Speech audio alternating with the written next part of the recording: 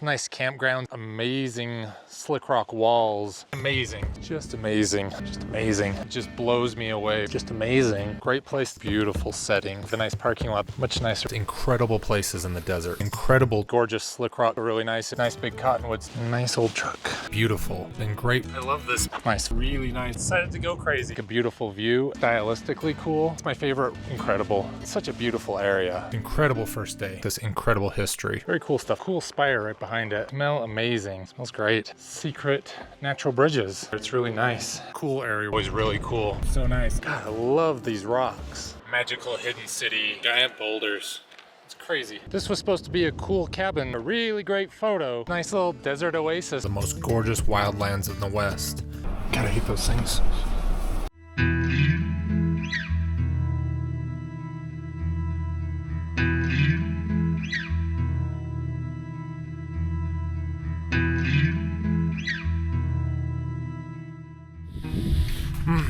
It's the last day on vacation, so I just been taking it easy, enjoying this nice morning. Decided to walk over there and take a picture with the film camera, and the sun hit me and the cedar gnats came out, and they are relentless. There's not wind like there was last night to keep them at bay, so back in the shade here it's alright, but that sun's coming fast, and so we need to get breakfast going real quick.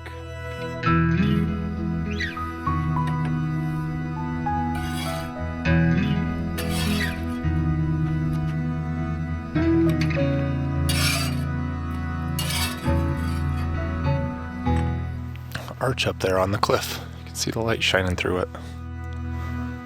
So before we head out for the day, I want to see if I can fly the drone all the way up to Hondu Arch. It's clear line of sight, but I don't want it to go behind the rock and lose signal because I don't trust DJI's route finding to find its way back. And if it crashes or lands up there, that is an extensive journey to go get it back. There is actually a trail that goes around the back up into the opening in the Hondu, but it's almost rock, not full-on rock climbing, but scampering up some steep, slick rock falls.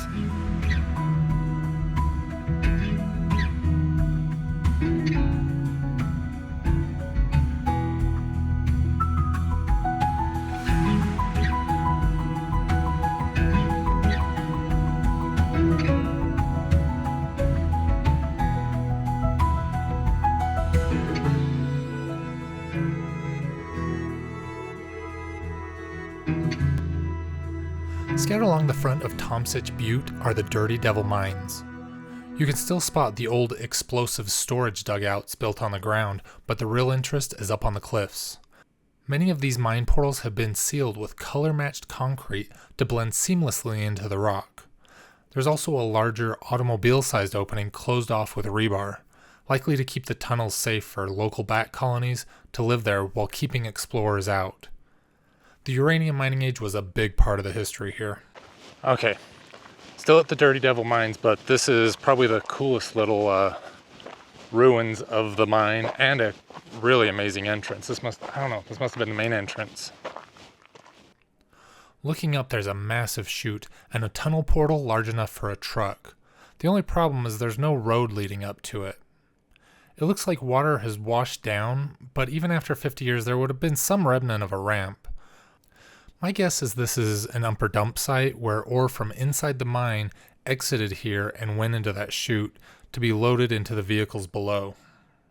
I pulled out the Geiger counter to check the tailings.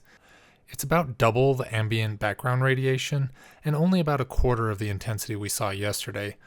So this was likely just tailings and not the radioactive ore itself. Surprisingly, someone decided to camp right here in the middle of this waste pile. Considering how easy fire and wind can kick up the radioactive dust, it's probably not the best place to spend the night. It's a fascinating spot, but with this long drive ahead of us to close out the loop, we've got to get the tires moving.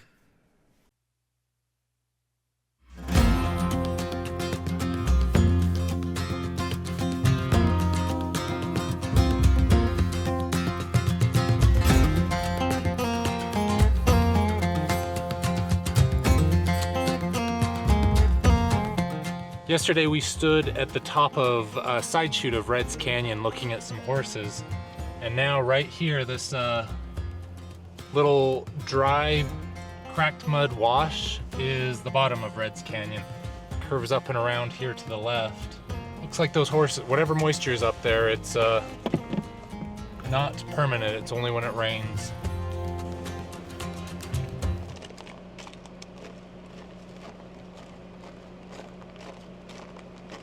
It's like walking through the leaves in fall.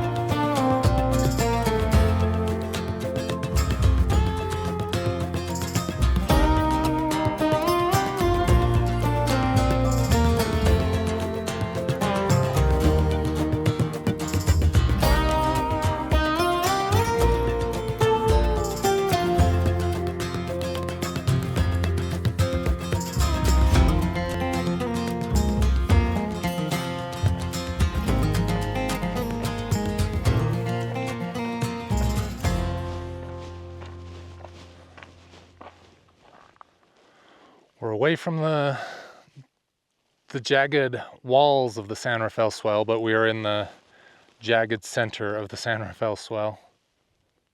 So let me see if we could identify.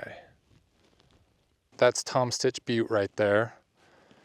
We had a little smaller mesa next to us that was this red guy, so we were camped right about in between. I can see some green trees. That was about our campsite. And then up here is Hondu Arch. I can just barely see some blue through it. And now we venture out across this type of terrain right here. I mean, I always kind of I call it the flatlands above, you know, at the core of the San Rafael swell, but they're not flat at all.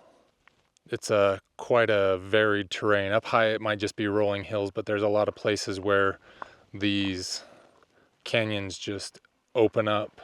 And you can imagine if you were trying to pass this on foot or by horse, or if you were a rancher or anything else, one of these surprise canyons just opens up at your feet and you can't go any further. Have to find your way around.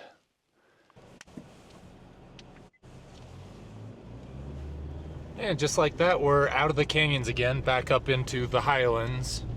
Yeah, we're up above on the mesas, kind of between canyons. The high points of the swell.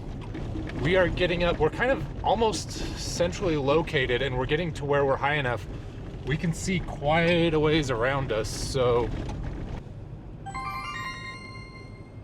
Oh, and I'm high enough now that I'm starting to pick up signal from cell towers all surrounding, oh my gosh, all surrounding the San Rafael swell. There might be one or two inside the swell at I-70. And so we're high enough now that we're actually picking up all those distant cell towers. Just barely though. We'll come up to the high point here and see if we can get any views. I can see I think that's the Henry Mountains over there. And I can see kind of back towards Swayze's cabin over there. I don't know if there'll be better viewpoints, but while we're here, in the center here, we've got the Henry Mountains. That's actually Factory Butte right there, just peeking up. You don't usually see it from this angle, up high on the swell. And Caneville Mesa? I think it's Caneville Mesa, right there next to it. Just around the corner here, there's some very pale stuff on the right. In that area is the Capitol Reef area. If we come down here in this little saddle, that's the moonscape overlook that gets a lot of attention now. And then we go across, I can see a few rocks out here that are out by Goblin Valley. Then in this direction, right here, those little mesas in the middle are kind of, that's close to Canyonlands. That's not Island in the Sky, but it's in that direction. Very hazy. I don't even know if the camera can pick it up in this direction right here, or I can just barely see the outline of the La Salle Mountains.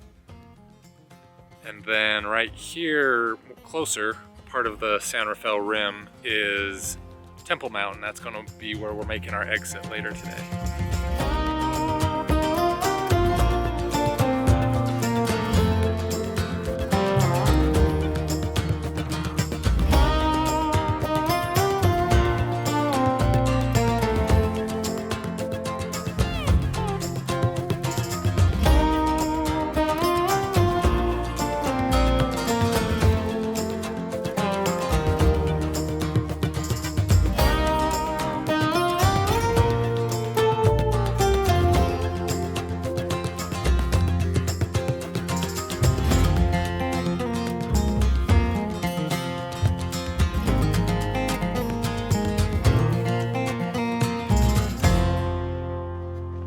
Thinking, what would happen if somebody came and just hauled off all these constant wrecked vehicles we're seeing?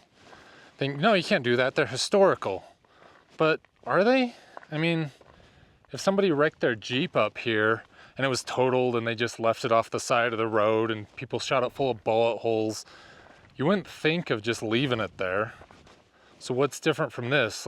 Unlike most of the vehicles we've seen so far, this one is not paired up with any mine or anything. This is just some guy who's trying to drive out of here and his car broke down and he never came back for it. Probably happens to a lot of people modern day, driving their Jeeps up, get wrecked, have to get it towed out, and left it here, and now it's a kind of a monument. It does give you kind of I don't know, it's a waypoint on this trail to say like, okay, we're about halfway down the trail because you passed the old wrecked car. And because it's an old car, it looks kind of cool and it's all shot up.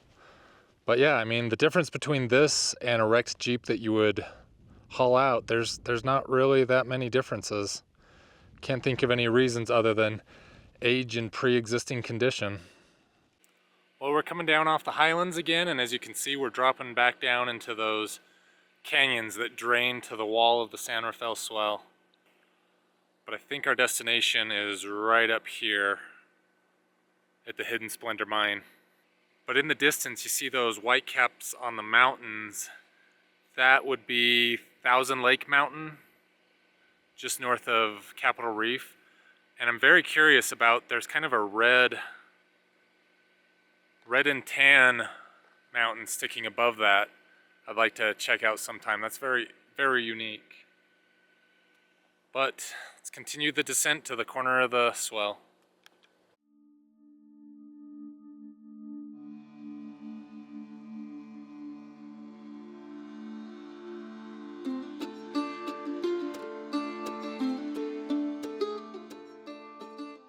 We are at Hidden Splendor mine area. There's actually an airstrip right here to the side of us. The mine ruins are kind of downriver, and I don't know if I want to be doing a mile hike today. This Hidden Splendor mine area is kind of effectively the southwest corner of the San Rafael swell. From here, the swell, the walls that kind of make up the sides of the swell go either north or to the east. But through this corner where the Hidden Splendor mine is, the Muddy River exits south out of the swell. So a lot of people come down here and will hike or pack raft down the swell. Down out of the swell. This road out to Hidden Splendor Overlook is actually not bad at all. So if you can get to the airstrip, you can get out to this overlook. We're at Hidden Splendor Overlook. Right here in the foreground, you can see the airstrip leading right to this sudden drop-off. We've made our way to the absolute lower corner of the San Rafael swell. Down here, the landscape changes. The muddy creek has sliced a massive path through the rock, leaving us at one of the lowest elevations of the entire region. Perched on the edge of the river are the remains of the Hidden Splendor mine. While it looks like a remote outpost today, in the 1950s this was the center of one of the wildest investment stories in mining history. The mine was originally made famous by Vernon Pick, a uranium prospector down to the last of his funds when he hiked 25 miles down the muddy creek, sat down on a rock, and his Geiger counter went crazy. The rock was pure uranium ore, and he had just discovered a massive uranium deposit here in 1952. After staking the claim and walking 4 days out of the desert back to civilization, he eventually sold the claim for a staggering $9.3 million to the Atlas Corporation, a deal that made national headlines and made Vernon an overnight multimillionaire. $9 million for a uranium mine was unheard of at the time and fueled the uranium penny stock craze up in Salt Lake City. Imagining riches, Atlas built an entire infrastructure here, including these worker houses, maintenance sheds, even a 3,200-foot airstrip to fly executives and supplies in and out of this rugged canyon.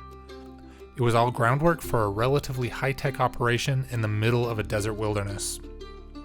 But Hidden Splendor uranium didn't last long. By the late 1950s, the high-grade ore had begun to run thin, and plummeting price of uranium turned this multi-million-dollar investment into a ghost town. Nature has been reclaiming the site ever since. Standing among these ruins today, you get a real sense of the effort and ambition it took to carve a living out of this rock, and how quickly it disappears back in the desert once the money stops flowing. As for Vernon, he went back to his electrical engineering background and used the money to create 2 research centers, one in California called Walden South and another in British Columbia named Walden North, and eventually passed away in the 1980s. Still at Hidden Splendor, zigzagged down from the airstrip. Mostly I just wanted to get my hands wet, stick my hands into the muddy creek. A lot of mineral deposits on the side. Makes me wonder what type of water this is. Yeah, it's muddy as all get out.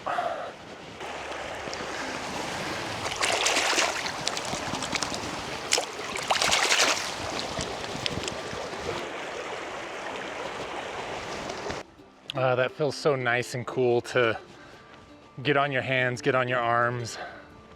But this is kind of very much a low point of the whole San Rafael area.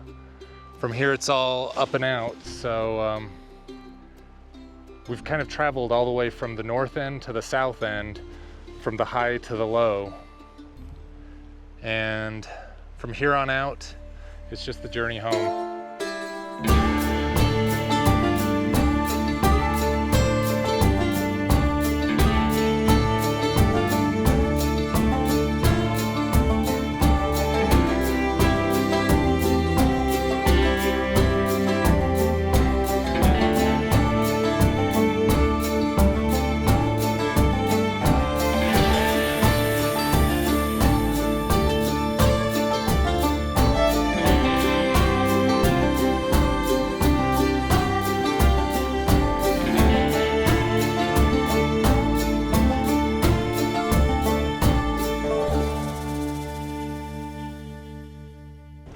So I'm debating right now about doing the difficult 4-wheeling out or taking the quick, shorter way straight to Temple Mountain.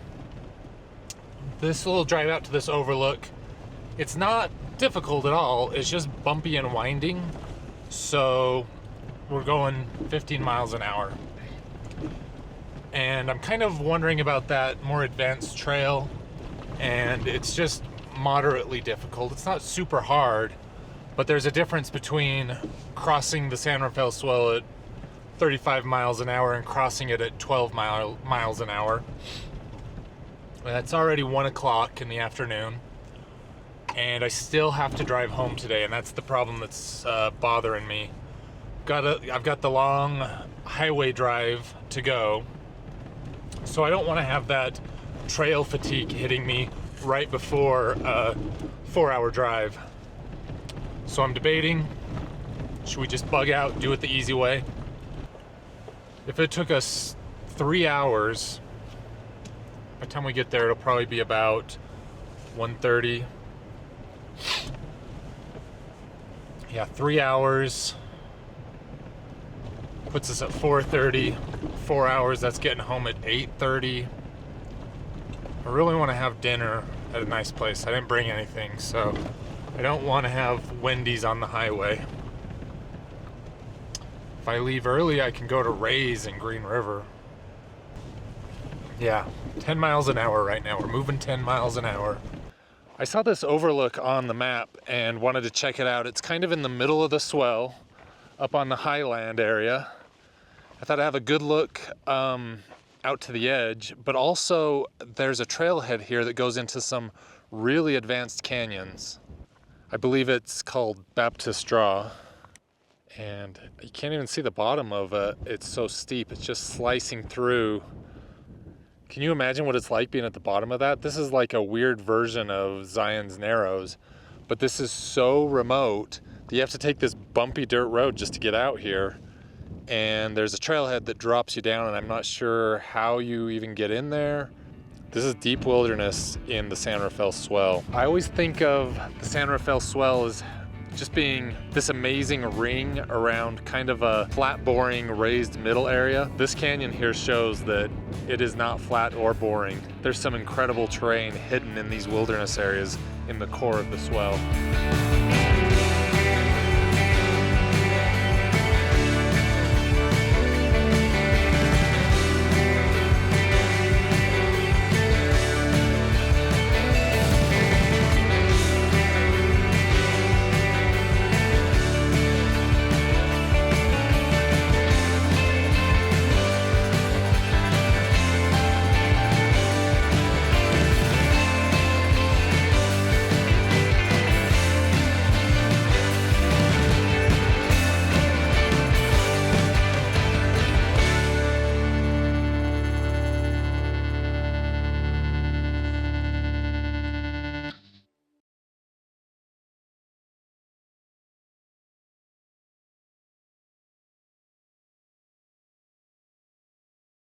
Over there is Family Butte again. That's how far we've come north to regain the main road. Oh, stopping and grabbing a little bit of a bite to eat next to these two jet black wild horses. Feel a little defeated not being able to do the full route that I had planned out, but at the same time I'm getting tired. It's been a long trip. I certainly don't want to be having any problems on the drive home. I think those two guys have no clue what I'm doing. This weird creature is off the side of the road. It is nice to be on an easy road again.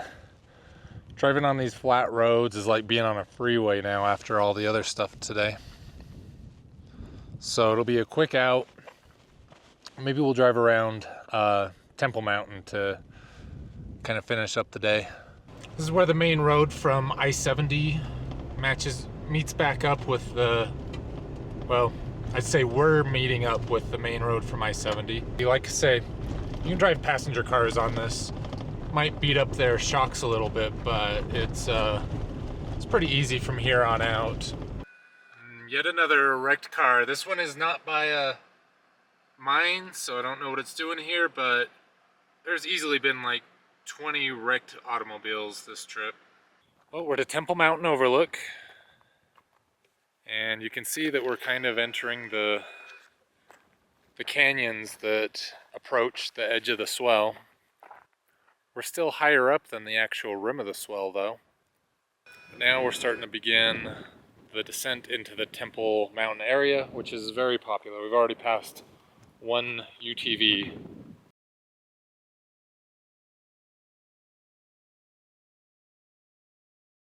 Temple Mountain is a very popular jumping off point for ATVs, dirt bikes, and UTVs.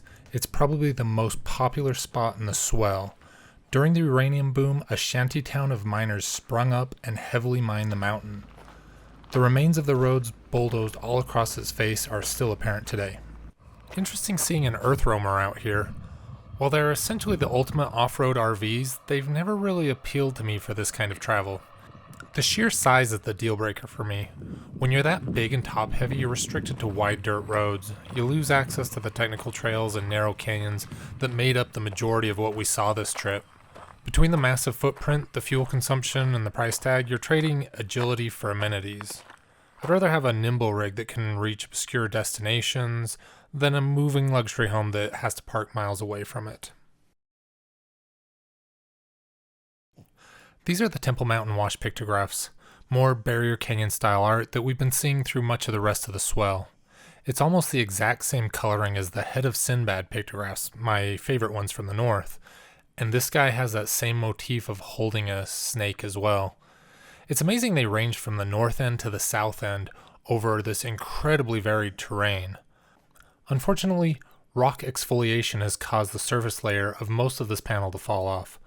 We'll never know the true extent of these panels.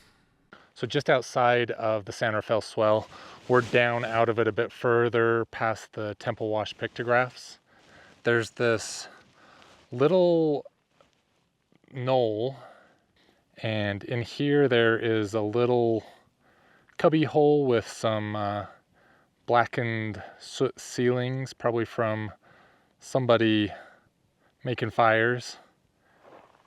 And then there's also a lot of graffiti, but if you continue down this crack at this dark panel right here, just under the underhang, there are some red human figurines that also look very Barrier Canyon style. There's some cool pictographs right here alongside the road that nobody probably even knows. There's RVs right there. It's definitely something cool to check out. The cool thing about this North Temple Wash Road is this is a whole other way through the barrier of the San Rafael Reef. It just goes and connects with all the other Temple Mountain stuff. But like I say, there's not a whole lot of drivable routes in and out of the San Rafael swell. But this one's not bad at all. Easy to drive, pretty. It's really narrow in some places. If you wanted to drive a 2-lane road through here, you'd have to blast some of those sections just because the slick rock narrows it down to a single lane. But it's just a cool little canyon.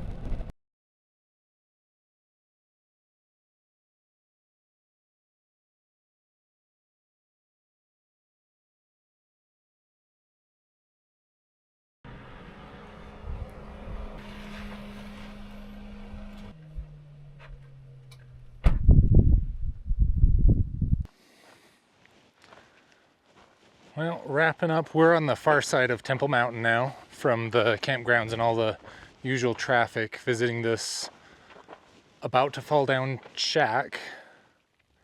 But what I thought was interesting when I was setting the camera up here is somebody has done at least $100 worth of labor and improvements upon each of the following claims. So when you've got claims out here, you have to prove that you're still working them and trying to get stuff out. Otherwise, they get sold on to somebody else who will do something like that, get all the whatever. So it looks like some of these mines are still in use by somebody, or at least they're doing the bare minimum $100 just to prove that they're still working on it and keep the claim in their name. A lot of times that's all it is. That wasn't that long ago. Got some old ones here. 2012, 2006. There's roads cut in everywhere. There's a little wooden exit for something up there. Oh wow, I can see some holes in the rock over here just under the temple. Cool old car wrecked because of course it's a mine and it has to have that. One thing that's really kind of curious to me is look at the geology of Temple Mountain here. This side of the mountain, this is so we've been looking at this the whole trip, the layers. You can just see each individual layer going down. But this middle part It's not like that because it was mined. I mean, it has been mined, but for whatever reason, this section is different. It's just so jumbled and chaotic. It's not layers, and it looks like this side goes back to layers again. So I wonder, geologically, something might have happened there. And I'm wondering if that's why this area is so high in uranium content. Maybe there was some underground thing which forced something up and made this very uranium rich. Anyway, just some thoughts. We're gonna go check out that car, and then we are on our way back, and we are wrapping up. Such a beautiful land. I'm so enamored by this whole area. It's the best. Of course, I had to take a fancy pants picture of the wrecked car because it's cool looking. And I had 3 sheets of film left in the camera. 1 color, 2 black and white. So this is kind of a vertical shot of those 2, I think will look kind of cool.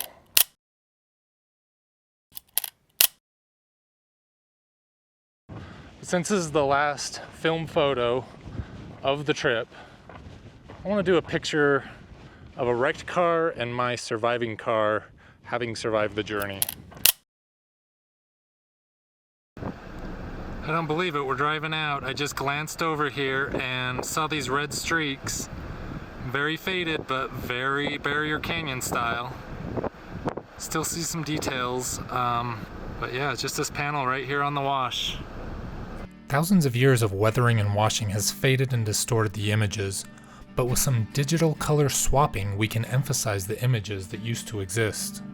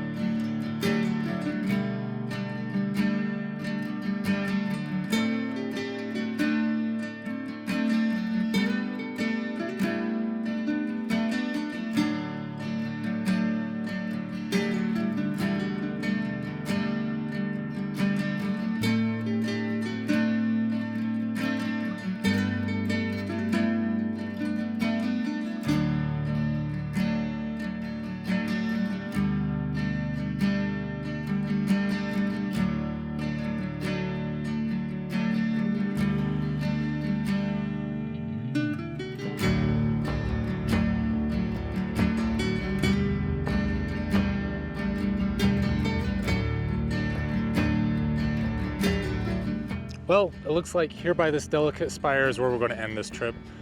Thanks for following along with me this far. I know it's been a lot of footage and a lot of stuff, but there's just so much to do out here. I am such a fan of the swell. Ever since, like I said, when I was a kid, I always thought that this should be a national park, and it's definitely just as amazing as any national park you'll see in southern Utah. And it's the size of Rhode Island. It's huge. There's so much to see. There's so many little pockets that are unexplored. Just driving out, I saw pictographs that are not on any map. I don't know if anybody knows about them. Somebody's probably seen it, but it's been a great trip. I'm tired and I want some food and a shower and a real bed, but I had a great time. I could spend a lifetime out here as long as I could get a break every now and then for a shower. I think it would be fantastic. Anyway, thanks for following along, and if you want to help out, then subscribe, leave a comment, like, all that kind of stuff. Also, if you want to donate, there's a Patreon link. All the money from that just goes back into making more trips. I don't really have a whole lot of content to put on there other than maps of the actual trip I went on, so you can see exactly where everything was.